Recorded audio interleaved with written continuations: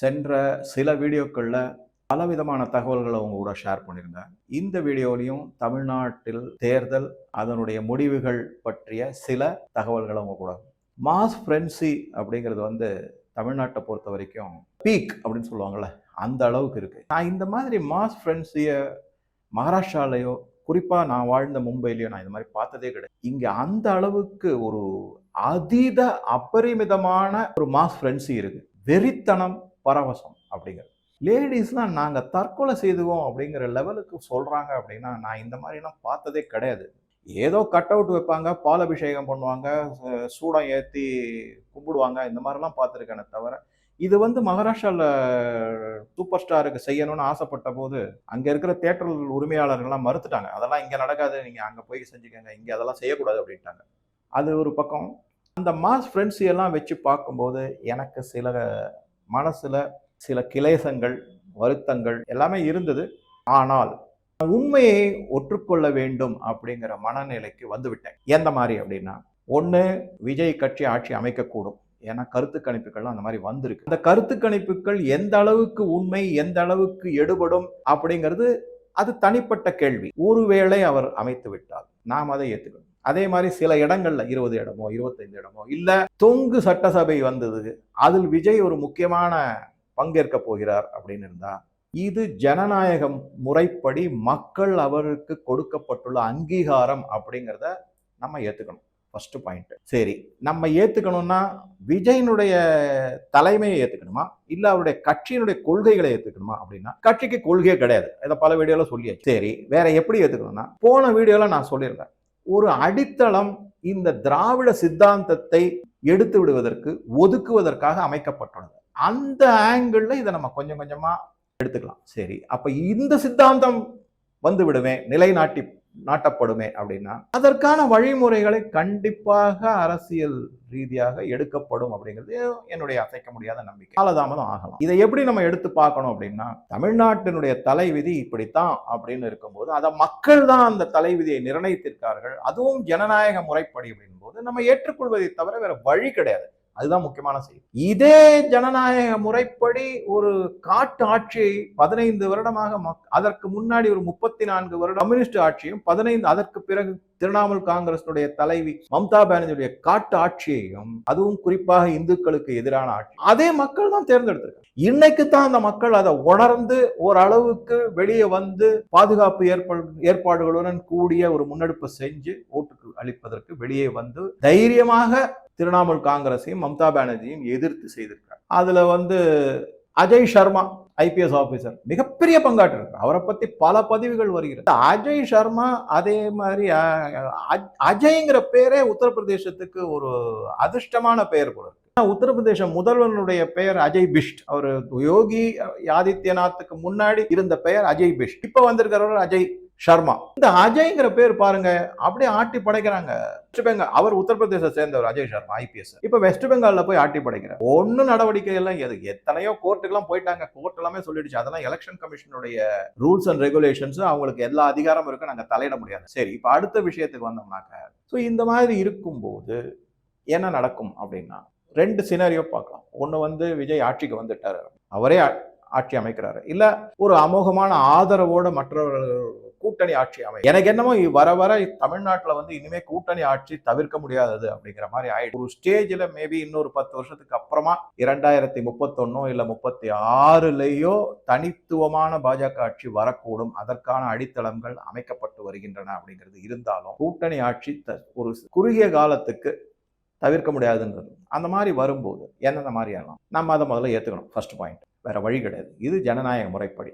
சரி, ஓகே. அடுத்ததா என்ன ஆகலாம் அப்படின்னா, இந்த விஜயனுடைய கட்சி ஆட்சிக்கு வந்துட்டதாக தமிழ்நாட்டில் பாலும் தேனும் ஓடுன்னு எதிர்பார்த்தீங்கன்னா அது மடத்தனம். நான் முன்னாடியே சொல்லிட்டேன், பாலும் தேனும் ஓட போகுது கிடையாதுன்னு போன வீடியோலையும் சொல்லிட்டேன். சரி, அது ஒண்ணு. இரண்டாவது, என்ன நடக்கும்னா, இவருக்கு எந்த கொள்கை கிடையாது, ஒரு திட்டம் கிடையாது, ஒரு நிதியை பற்றின புரிதல் கிடையாது. அவர் பாட்டுக்கு அள்ளி வீசிக்கிட்டு இருக்காரு, என்னென்னமோலாம் பேசிட்டு இருக்காரு.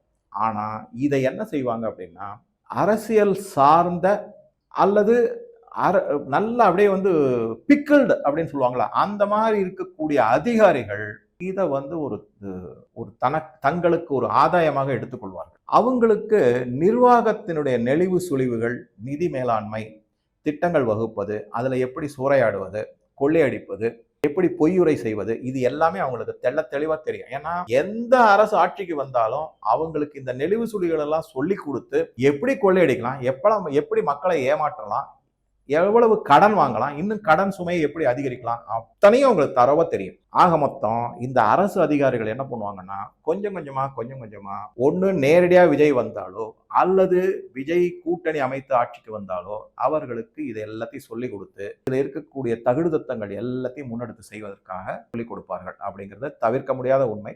அதன் மூலமாக தமிழகம் மேலும் பல வீழ்ச்சிகளை சந்திக்கும். பொருளாதார வீழ்ச்சி, நிதி மேலாண்மை எல்லாம். இப்ப நான் சமீபத்துல கேள்விப்பட்டது என்னன்னா, ஏப்ரல் மாதம் 21ஆம் தேதி தான் மார்ச் மாதத்திற்கான ஓய்வு ஊதிய தொகை அரசு ஊழியர்களுக்கு கொடுக்கப்பட்டுள்ளது. 1ஆம் தேதி ஏப்ரல் கொடுக்க வேண்டியதை 21ஆம் தேதி வரைக்கும் கொடுக்காம வச்சிருந்து 21ஆம் தேதி தான் அவங்க அக்கௌண்ட்ல கிரெடிட் பண்ணிருக்காங்க. அப்பனா நிதி நிலைமை தமிழக கஜானால எந்த அளவுக்கு மோசமாக இருக்குங்கிறத நீங்க உணரலாம். வரப்போற ஆட்சி என்ன பண்ணுவாங்கன்னா உடனே அதைத்தான் குறை சொல்லுவாங்க. போன டிஎம்கே அரசு எல்லாத்தையும் அழிச்சு ஒழிச்சிட்டு போயிட்டாங்க, ஒண்ணுமே இல்லை அப்படின்னு பஞ்சப்பாட்டு பாட ஆரம்பிச்சிருவாங்க. வேற வழி கிடையாது. அதுக்காக டிஎம்கே உத்தமமான கிடையவே கிடையாது. சரி, ஓகே. இந்த மாதிரி வரும்போது இது ஒரு பார்வை. இன்னொன்னு என்ன அப்படின்னாக்க, மத்திய அரசை வழக்கம் போல குற்றம் சொல்லுவாங்க. மத்திய அரசு திட்டங்கள் எல்லாத்துக்கும் முட்டுக்கட்டை போடுவாங்க, இல்ல ஸ்டிக்கர் ஓட்டுவாங்க, நிதி வரலன்னு சொல்லுவாங்க. வந்த நிதியை வேற இடத்துல டைவர்ட் பண்ணி இலவசங்களுக்கும் மற்ற இதுக்கும் உபயோகப்படுத்திப்பாங்க. இதெல்லாம் ஏற்கனவே நடந்துகிட்டு வந்ததுதான். இந்த நிகழ்வுகள் எதையுமே தமிழக மக்கள்ல பெரும்பாலானோர் ஏதோ எரும மாட்டு மேல மழை பெய்யற மாதிரி அதை கண்டுக்காம போய்கிட்டு தான் இருந்தாங்க. இப்பவும் அப்படிதான் நடக்கும். சோ தமிழக அரசில் அமையக்கூடிய ஆட்சியினுடைய அவலங்கள் எல்லாமே, அதாவது நடிகர் விஜய் ஆட்சிக்கு வந்தாலோ அல்லது பெரும்பான்மையான ஆதரவு அளித்தாலோ மத்திய அரசின் மீதுதான் குற்றம் சுமத்துவார்கள். தங்களுடைய அவலங்களை எந்த நேரத்திலையும் ஒத்துக்கொள்ளவும் மாட்டார்கள். அதற்கான தீர்வையும் கண்டுபிடிக்க மாட்டார்கள், கொடுக்கவும் மாட்டார்கள். இது ஒரு முக்கியமான செய்தி. என்ன பொறுத்தவரை 3 செய்தி ஆயிடுச்சு. அடுத்ததா என்ன செய்வாங்க அப்படின்னா, இது மதம். ஏற்கனவே மத மாற்றம் தமிழ்நாட்டுல தலை விரிச்சு ஆடுது. அங்கங்க கூட்டம் போடுறாங்க, பேயாட்டம் ஆடுறாங்க, சாத்தான விரட்டுறாங்கிறாங்க. இதுல எனக்கு அடிக்கடி வரக்கூடிய சந்தேகம் என்ன, இந்த சாத்தான விரட்டுறேன்னு சொல்லிட்டு இவங்க போடுற கூட்டத்துல பல பேர் பேய் வந்த மாதிரி, பிசாசு பிடிச்ச மாதிரி, சாத்தான் உள்ள போகுதுன்னு பயங்கரமா ஆடுறாங்கல்ல, அவங்க எல்லாம் மனநோயாளி அப்படின்னு தான் அர்த்தம். அதைத்தான் அந்த பாதிரிமார்கள் நிவர்த்தி செய்யறாங்க, இல்ல கியூர் பண்றாங்க. இவர்கள பல பேர் பல இடத்துல வேலை செய்வாங்கல்ல, அந்த வேலை அலுவலகத்துல ஒரு மனம் நோய் உள்ளவரை வேலைக்கு அமர்த்த முடியுமா? அமர்த்த மாட்டாங்க. அது ரூல் படி இருக்கு. ஏன்னா அவர் எந்த நேரத்தில் வேணாலும் எப்படி வேணாலும் பிஹேவ் பண்ணலாம். அதனால அந்த அலுவலகங்களை நாளையில இருந்து ஒரு சட்டம் கொண்டு வந்தாங்கன்னு வச்சுக்கோங்க, அதாவது ஒரு முன்னெடுப்பு கொண்டு வந்தாங்கன்னு வச்சுக்கோங்களேன். யார் யாரெல்லாம் இந்த மாதிரி மீட்டிங்லாம் அட்டன் பண்ணி மனநோயாளின்னு சொல்லியிருக்கீங்களோ அவங்க எல்லாம் டாக்டர் கிட்ட இருந்து, நாட்டு பாதிரியார் கிட்ட இருந்து இல்ல, சர்ச்சில இருந்து கிடையாது, டாக்டர் கிட்ட இருந்து எங்களுக்கு எந்த விதமான மனநோயும் கிடையாதுன்னு ஒரு சர்டிபிகேட் வாங்கிட்டு வந்தாங்க, வாங்க அப்பதான் உங்களுக்கு வேலைன்னு சொன்னா என்ன செய்வாங்க இவங்கெல்லாம்? யோசிச்சு பாருங்க. இதுதான் எனக்கு அடிக்கடி வரக்கூடிய சந்தேகம். சரி, இது ஒரு பக்கம். ஆக மொத்தம் என்ன ஆகும்னா, இந்த மாதிரி கூட்டங்கள் நடக்கும், இந்துக்களுக்கு எதிரான நிகழ்வுகளும் அதிகப்படும். இதெல்லாம் ஒன்றும் தவிர்க்க முடியாதுதான். நாம இந்த மத மாற்றம் அதிகமாக நடக்கும். நமது குடும்பங்கள் பல விதமான துன்பங்களுக்கு ஆளாவார்கள். அதாவது இன்னொரு XXX XXX டயத்துக்கு நடக்கும் அப்படிங்கிற. ஏன்னா இந்த கிறிஸ்துவ மத மிஷனரிகளும் மற்ற இஸ்லாமியர்களும் என்ன எதிர்பார்த்தாங்கன்னா, எங்க ஆளு பதவிக்கு வரணும் அப்படிங்கிற மாதிரி எதிர்பார்த்துட்டு இருக்காங்க. அது வரவும் வந்துருச்சு. அப்ப பாருங்க, எங்களுடைய ஆட்டத்தை வேற பல பேர் சேலஞ்சு வேற கொடுத்துருக்காங்க. ஸோ அதையெல்லாம் வச்சு பார்க்கும்போது இந்த மாதிரி சில நிகழ்வுகள் கண்டிப்பாக நடக்கும் அப்படிங்கிறது தான் என்னுடைய கருத்தாக இருக்கு. இதை நம்ம சந்திச்சு தான் ஆகணும். இதை எதிர்கொண்டு தான் ஆக வேண்டும். இதற்கான விடை என்ன அப்படின்னா, மீண்டும் மீண்டும் நான் வலியுறுத்துகிறேன், நமக்குள் தேவையான ஒற்றுமை, அமைதி, நீண்ட கால திட்டங்கள், நல்ல தலைவர்களை மீண்டும் நாம் தேர்ந்தெடுப்பது. அந்த இது வரும். உடனே நீங்க சொல்லாதீங்க சார், அண்ணாமலை சாரை தூக்கி போட்டுட்டாங்க, வருவது. இது அவருக்கு, அதாவது மக்கள் உணர்வதற்கு ஒரு வாய்ப்பு. அப்படிதான் மீண்டும் அவர் தலைவர் வந்தா, அப்ப நான் பல முறை சொல்லியிருக்கேன், கில்ட்டி ஓட் அப்படிங்கிறது அவருக்கு மிகப்பெரிய அளவில் அப்பதான் இன்னைக்கு வெஸ்ட் பெங்கால்ல எப்பேற்பட்ட ஒரு மாற்றம் நிகழ்ந்து கொண்டிருக்கோ அதை விட அதிகமான மாற்றம் தமிழ்நாட்டில் வரும் திரு அண்ணாமலை அவர்கள் தலைமையில் அப்படிங்கிறது என்னுடைய அசைக்க முடியாத நம்பிக்கை. இது இந்த தேர்தலை பற்றி, தமிழ்நாடு தேர்தலை பற்றிய என்னுடைய கடைசி வீடியோவை நான் வச்சுக்க போறேன். எல்லா வீடியோக்களையும் பாருங்க, உங்க கருத்துக்களை தெரிவிக்கவும். நன்றி, வணக்கம்.